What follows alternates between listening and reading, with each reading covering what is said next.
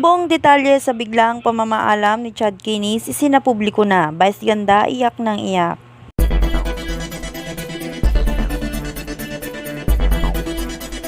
Isang nakakapanlumong balita ang yumanig sa mundo ng showbiz matapos kumpirmahin ang biglaang pamamaalam ng kilalang komedyante at content creator na si Chad Kinis.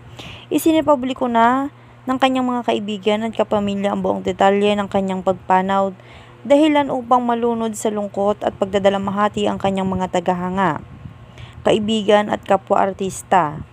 Maging si Vice Ganda na hindi mapigilang maiyak ng tuluyan. Ayon sa ulat, si Chad ay isinugod umano sa ospital matapos makaranas ng matinding hirap sa paghinga at pananakit ng dibdib. Bagamat agad siyang nabigyan ng atensyong medikal, hindi na siya naagapan. Bigla at walang pasabi ang kanyang pagkawala, dahilan upang mas lalo itong maging masakit para sa lahat ng nagmamahal sa kanya.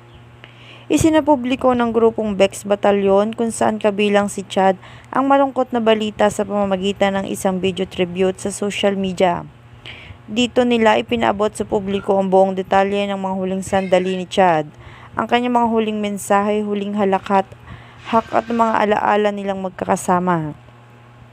Si Vice Ganda, isa sa mga pinakamalapit na kaibigan ni Chad sa industriya, ay labis na naapektuhan sa balita.